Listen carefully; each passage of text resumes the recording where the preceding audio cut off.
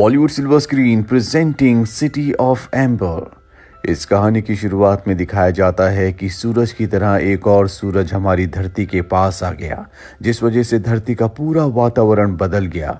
वैज्ञानिकों को समझ में आ चुका है कि अब धरती रहने लायक नहीं बची, इसीलिए वो जमीन की बहुत गहराइयों के नीचे एक अलग शहर का निर्माण करते हैं ताकि इंसानियत को बचाया जा सके। और अब बहुत सारे लोग जमीन की उस गहराइयों में उस शहर में चले जाते हैं जिसका नाम सिटी ऑफ एम्बर है।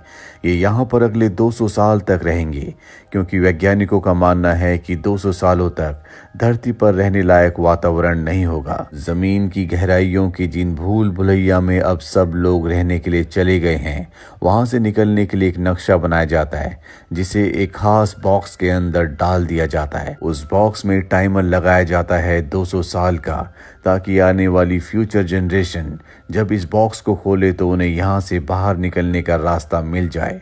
इस बॉक्स को इस शहर के मेयर को दे दिया जाता है और वो मेयर अपने मरने से पहले दूसरे मेयर को ये बॉक्स देता है, और इसी तरह से बॉक्स पास ऑन होता चला जाता है। और छठे मेयर की अचानक से मृत्यु हो जाती है, जिस वजह से वो इस बॉक्स को 7वें मेयर को नहीं दे पाता, और वक्त बीतने के साथ लोग इस बॉक्स को भूल जाते हैं। अब इंसानियत और जनरेशन पूरी तरह से बदल चुकी है, जो पहली बार यहाँ इस सिटी में आई थी। साथ ही वो जनरेटर जो इस पूरी सिटी को इलेक्ट्रिसिटी देता है, उसमें भी खराबी आना शुरू हो जाती है, क्योंकि 200 साल पूरे हो चुके हैं। और वो बॉक्स भी खुल चुका है जिसके अंदर वो नक्शा है, जिससे सब के सब यहाँ से बाहर की दुनिया में जा सकते हैं, जो शायद अब रहने लायक हो चुकी है। पर उस बॉक्स के उस नक्शे के बारे में अब किसी को नहीं पता। फूड सप्लाई और मेडिसिन्स भी अब खत्म हो रही है, क्योंकि यहाँ पर हर एक चीज को 200 सालों के लिए रखा गया था, और 200 साल पूरे हो चुके हैं। यहीं शहर में हम एक स्कूल को दिखाया जाता है, जहाँ पर बहुत सारे छोटे छोटे बच्चों ने अपनी बेसिक एजुकेशन को पूरा कर लिया है, जिसके बाद इन सब को एक एक पर्ची निकालने को कहा जाता है। इस पर्ची में वो काम लिखा हुआ है जो इन्हें पूरी जिंदगी करना है। यहीं पर डून नाम का एक बच्चा होता है। जब वो अपनी पर्ची निकालता है तो उसकी पर्ची में पोस्टमैन का काम आता है। हालांकि वो एक जनरेटर मैकेनिक बनना चाहता था, क्योंकि उसके पिता भी जनरेटर मैकेनिक है। वैसे भी यहाँ पर सबसे ज्यादा पर्चियां जनरेटर मैकेनिक की ही थी, पर उसकी किस्मत में पोस्टमैन का काम आता है। यहाँ पर डून की दोस्त भी है जिसका नाम लीना है, और लीना जब अपनी पर्ची निकालती है तो उसमें पाइप वर्क लिखा हुआ आता है, जो कि लीना को बिल्कुल पसंद नहीं होता। इसीलिए सीक्रेटली ये दोनों के दोनों अपनी पर्चियों को बदल देते हैं, जिससे लीना को बहुत खुशी होती है, क्योंकि वो हमेशा पोस्ट ऑफिस में काम करना चाहती थी।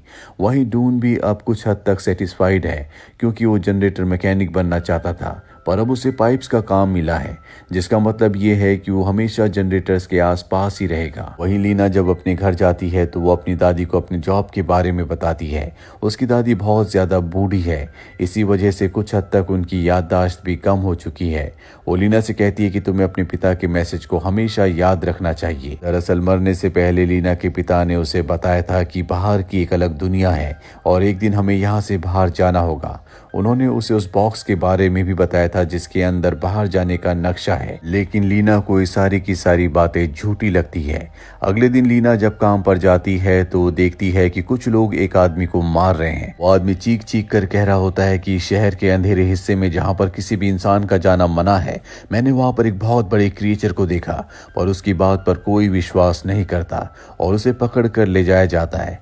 तभी लीना वहां पर आती है और देखती है कि वहां पर उस क्रिएचर का सिंह है, जिस क्रिएचर के बारे में वो आदमी बता रहा था। यानी कि लीना को उस क्रिएचर पर अब पूरी तरह से यकीन हो चुका है। वहीं डून को दिखाया जाता है जो अपने काम पर जाता है, और उसका जो सीनियर ऑफिसर होता है वो बहुत ज्यादा स्ट्रिक्ट होता है। डून उसे कहता है कि मुझे पता है कि यहाँ पर एक पाइपलाइन खराब है, मैं उसे ठीक करना चाहता हूँ। उसका सीनियर ऑफिसर कहता है कि तुमसे पहले भी कई लोगों ने कोशिश की है, लेकिन उस जगह को ठीक नहीं किया जा सकता। डून से और बाकी सभी से वो बहुत मेहनत करवाता है, पर डून किसी भी तरह से उस पाइपलाइन को ठीक करना चाहता है। इसीलिए जब उसका सीनियर ऑफिसर सो रहा होता है, वो उसकी जेब से उस नक्शे को चुरा लेता है जो पाइपलाइंस का नक्शा है, और अब वो उस नक्शे की मदद से आगे बढ़ना शुरू करता है। इस पूरे शहर में इतनी बड़ी बड़ी बड़ी और इतनी लंबी पाइपलाइंस होती है जिसके बारे में किसी को नहीं पता कि वो कहाँ से आती हैं और कहाँ जाती है। और अब डून लगातार आगे बढ़ते हुए कमरे के बाहर पहुंचता है जिसका नंबर 351 होता है। इस कमरे के बारे में नक्शे में कुछ भी नहीं लिखा होता, क्योंकि ऐसे ही किसी भी कमरे में जाना मना है, इसीलिए वो यहाँ से आगे बढ़ जाता है। और अब वो एक दूसरी जगह पहुंचता है जो कि स्टोर रूम है, जहां पर हर एक खाने की सप्लाई को रखा जाता है, पर खाना अब लगभग पूरी तरह से खत्म होने वाला है। ये देखकर उसे बहुत दुख होता है। तभी यहाँ का गार्ड आ जाता है जो उसे पकड़ लेता है, पर इससे पहले कि वो उसे कोई सजा देता इस पूरे शहर की लाइट चली जाती है। हालांकि जनरेटर को ठीक कर दिया जाता है, पर अब सबको पता है कि जनरेटर की लाइफ अब बहुत ज्यादा नहीं है, जल्दी हमेशा के लिए यहाँ पर अंधेरा हो जाएगा। वही लीना को दिखाया जाता है जो अपनी दादी से बॉक्स के बारे में पूछती है जिसके बारे में उसे बताया गया था। दरअसल लीना के दादा इस शहर के छठे मेयर थे जिनकी आकस्मिक मृत्यु हो गई, इसीलिए वो 7वें मेयर को बॉक्स को नहीं दे पाए। लीना उस बॉक्स को घर पर ढूंढना शुरू कर देती है। जल्दी उसे वो बॉक्स मिल जाता है, पर उसे नहीं पता कि उसे इस बॉक्स के साथ क्या करना है। वहीं शहर में सब लोग परेशान हैं क्योंकि शहर में खाना, दवाइयाँ सब कुछ खत्म हो रहा है। लीना इसके बाद डून से मिलने के लिए जाती है और उसे उस क्रिएचर का सींग दिखाती है जो सींग उसे मिला था। वो चाहती है कि डून अपने पिता से सींग के बारे में पूछे कि ये असली है या नकली। डून अपने पिता के पास जाता है। उसके पिता बुक से देखकर बताते हैं कि ऐसा सींग तो होता है, पर इस दुनिया में इतना बड़ा कोई भी क्रिएचर नहीं था जिसका ऐसा इतना बड़ा कोई सींग हो। उसके पिता उसे बहुत ज्यादा नहीं बताते क्योंकि वो नहीं चाहते कि डून यहाँ की चीजों को एक्सप्लोर करे, इसीलिए वो वापस लीना के पास जाता है। और अब लीना उसे वो चीजें दिखाती है जो उसे बॉक्स के अंदर से मिली थी, जिसमें एक फटा हुआ कागज का टुकड़ा होता है, एक कांच का टुकड़ा जिस पर एक निशान है और एक प्लेट। और अब ये उन टुकड़ों को जोड़ते हैं जिनसे इन्हें बाहर जाने का रास्ता मिल जाता है। यहाँ पर कमरा नंबर 351 का भी जिक्र होता है जिससे होते हुए ये बाहर जा सकते हैं। ये दोनों के दोनों अब कमरा नंबर 351 की तरफ बढ़ चलते हैं। तभी ये वहां पर एक लंगड़ाते हुए आदमी को देखते हैं जो इन्हें देखकर भाग जाता है। उसके हाथ में खाने के जो डिब्बे होते हैं वो नीचे गिर जाते हैं, और जब ये उन खाने के डिब्बों को देखते तो हैरान हो जाते हैं क्योंकि इन डिब्बों के बारे में मेयर ने पूरे शहर को बताया था कि ये खत्म हो चुके हैं। और तभी यहाँ पर वो क्रिएचर आ जाता है जिसका टूटा हुआ सिंग लीना को मिला था। ये दोनों के दोनों यहाँ से भागते हैं और तभी लीना देखती है कि डून ने जो हेलमेट पहना हुआ है वो उसके पिता का था, क्योंकि उसके पिता का नाम उस पर लिखा हुआ होता है।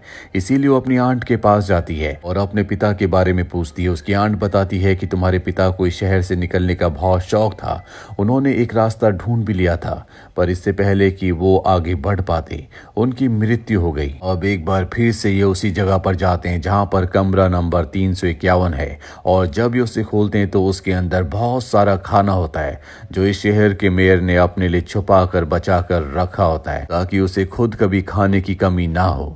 ये वापस लीना के घर आते हैं जहां पर ये लीना के पिता की एक पुरानी रिकॉर्डिंग को सुनते हैं जिसमें डून अपने पिता की आवाज भी सुनता है और समझ जाता है कि लीना के पिता के साथ उसके पिता भी उनके मिशन में शामिल थे। वो अपने पिता के पास जाता है और कहता है कि मुझे पता है कि लीना के पिता के साथ आप भी उनके मिशन में शामिल थे, आप भी यहाँ से बाहर निकलना चाहते थे, हमें उस खोज को दोबारा करना चाहिए। पर उसके पिता नहीं चाहते कि वो उस खोज को करे क्योंकि उस खोज में ही लीना के पिता की मृत्यु हुई थी। वही लीना को दिखाया जाता है जो मेयर की पोल खोलने के लिए उसके ऑफिस जाती है ताकि सभी को बता सके कि उसने खाना छुपाया हुआ है, लेकिन मेयर के जो लोग होते हैं वो भी मेयर के साथ मिले हुए होते हैं, इसीलिए वो उसे पकड़कर मेयर के हवाले कर देते हैं। लीना देखती है कि मेयर के पास एक बैज है जिस पर उसी कांच के टुकड़े वाला निशान है जो कांच का टुकड़ा उसे बॉक्स के अंदर मिला था। और तभी यहाँ पर लाइट चली जाती है जिसका फायदा उठाकर लीना मेयर के बैज को चुराकर यहाँ से भाग जाती है, और जब वो उस कांच के टुकड़े के साथ उसे मिलाती है वो दोनों निशान बनकर एक कंप्लीट निशान बन जाते हैं जो जनरेटर रूम के दरवाजे पर भी है। इन्हें लगता है कि ये उस दरवाजे की चाबी है। साथ ही मेयर ने इन दोनों को क्रिमिनल घोषित कर दिया होता है, जो भी इन्हें पकड़ेगा उसे अच्छा इनाम दिया जाएगा। ये दोनों के दोनों जनरेटर रूम में पहुंच जाते हैं और उस चाबी का होल ढूंढना शुरू कर देते हैं जो इन्होंने मेयर के बैज से और कांच के टुकड़े से बनाई है, पर इन्हें उसका होल नहीं मिलता। अब ये नक्शे में यानी कि कागज में आगे की इंस्ट्रक्शन पढ़ते हैं, जिससे इन्हें पता चलता है कि इन्हें एक अलमीरा को हटाना होगा। और जब भी वहां पर रखी अलमीरा को हटाते हैं तो अंदर का एक रास्ता बन जाता है, जहां पर और भी बहुत सारी अलमीराज होते हैं। इसके बाद ये आगे की इंस्ट्रक्शन को पढ़ते हैं। इसमें लिखा होता है कि व्हील को घुमाओ, और जब ये व्हील को घुमाते हैं तो एक सीक्रेट चेम्बर खुलता है, जिसके अंदर अलमीरा चली जाती है, और ये भी उस सीक्रेट चेम्बर के अंदर एंटर करते हैं। ये देखते हैं कि इनके सामने एक बहुत बड़ी नदी है, और जिसे अलमीरा समझ रहे होते हैं, दरअसल ये अलमीरा नहीं बल्कि यहाँ पर एक तरह की नाव रखी हुई है, जो यहाँ से निकलने के लिए बनाई गई है। अब वो पानी में जाते जाते आगे एक व्हील के सामने रुक जाती है, क्योंकि पानी का जो लेवल है वो बहुत कम है, और अगर इस नाव को यहाँ से निकलना है तो पानी का लेवल और भी ज़्यादा होना चाहिए। ये आगे की इंस्ट्रक्शंस पढ़ते हैं, जिसमें कंट्रोल रूम के बारे में लिखा होता है। ये दोनों कंट्रोल रूम के पास जाते हैं, और वहां पर इन्हें वो की होल मिल जाता है, जो कि इन्होंने मेयर के बैज से और उस कांच के टुकड़े से बनाई थी। ये उस की से कंट्रोल रूम को खोलकर उसके अंदर जाते हैं और देखते हैं कि बाहर जितना भी मैकेनिज्म है उसे यहाँ से कंट्रोल किया जा सकता है। ये 4th नंबर की इंस्ट्रक्शन को पढ़ते हैं, जिसमें थ्रस्ट के बारे में होता है, और जब ये उस बटन को ऑन करते हैं तो बाहर जो बहुत बड़ा व्हील था, जिसके आगे बोट यानी कि नाव रुक गई थी, वो घूमना शुरू हो जाता है, जिससे पानी का लेवल बड़ी तेजी से बढ़ना शुरू हो जाता है। साथ ही इन्होंने जो अभी मैकेनिज्म ऑन किया होता है, इससे पूरे शहर में इलेक्ट्रिसिटी की पावर बहुत ज्यादा बढ़ जाती है, जिससे बल्ब फूटना शुरू हो जाते हैं। साथ ही अब सिटी में पानी भी आना शुरू हो गया है। मेयर को लगता है कि अब पूरी सिटी डूबने वाली है, इसीलिए वो उस रूम में चला जाता है जहां पर उसने फूड छुपाया होता है, क्योंकि उसे पता है कि ये रूम पूरी तरह से सुरक्षित है। भले पूरे शहर में पानी आ जाए, पर यहाँ पर पानी नहीं आएगा। पर यहाँ पर वो क्रिएचर आ जाता है जिसका सिंग लीना को मिला था, और वो मेयर को मार देता है। वहीं लीना और डून पानी के बढ़ने का इंतजार कर रहे होते हैं, लेकिन तभी वो व्हील जो घूम रहा होता है वो किसी चीज के अटकने से रुक जाता है, और अगर वो नहीं घूमेगा तो पानी का लेवल नहीं बढ़ेगा, ये लोग यहाँ से बाहर नहीं निकल पाएंगे। पर तभी यहाँ पर डून का सीनियर आ जाता है, जो किसी तरह से उस प्रॉब्लम को फिक्स कर देता है। पर अगर वो चाहता है कि वो व्हील घूमता रहे तो उसे वहां लीवर को पकड़कर बैठना होगा।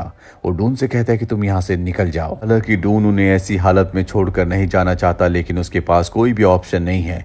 लीना अपनी सिस्टर को भी अपने साथ लाई होती है, और ये तीनों के तीनों उस नाव में बैठ जाते हैं। और जब पानी का लेवल व्हील से भी ऊपर हो जाता है तो ये तीनों के तीनों इस जगह से नाव से निकल जाते हैं। इनकी नाव एक टनल से बहते हुए पानी के आखिरी छोर तक पहुंच जाती है, जहां पर इन्हें दूर रोशनी दिखती है। इनके सामने बहुत ही लंबी सीढ़ियां होती है, और इन सीढ़ियों से चढ़ते हुए ये इस जगह से बाहर आ जाते हैं। ये अपनी जिंदगी में पहली बार धरती की सतह पर आए हैं, और इसका कोई फायदा नहीं होता। धरती में चारों तरफ अंधकार होता है। धरती की दुनिया और इनकी अंडरग्राउंड दुनिया दोनों एक जैसी है, यहाँ पर भी रहा नहीं जा सकता। रीना और डून दोनों डिसअपॉइंट होते हैं, क्योंकि इतनी मेहनत करने का कोई भी फायदा नहीं है। धरती आज भी रहने लायक नहीं बनी। पर कुछ ही देर बाद सूरज निकलता है, और ये देखते हैं कि धरती में चारों तरफ हरियाली है। दरअसल 200 सालों में धरती पूरी तरह से ठीक हो चुकी है। ये देखकर ये बहुत खुश हो जाते हैं।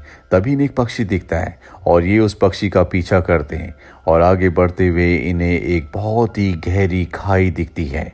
जब ये उसके अंदर देखते हैं तो कई किलोमीटर नीचे इन्हें अपना एम्बर शहर दिख जाता है। इसके बाद एक संदेश लिखकर पत्थर से उसे नीचे एम्बर सिटी में फेंक देते हैं, जिसमें लिखा होता है कि हम बाहर पहुंच गए। साथ ही बाहर निकलने का रास्ता भी बताया होता है, और किस्मत से वो संदेश डून के पिता को मिल जाता है, जिससे वो समझ जाते हैं कि अब धरती तक डून और लीना पहुंच चुके हैं। इसका मतलब है कि एम्बर सिटी के सभी लोग जो कि धरती की गहराइयों में पिछले 200 सालों से रह रहे हैं, वो सब भी बाहर आ जाएंगे। और इसी के साथ ये कहानी यहीं पर खत्म हो जाती है। उम्मीद करते हैं कि ये कहानी आपको पसंद आई होगी।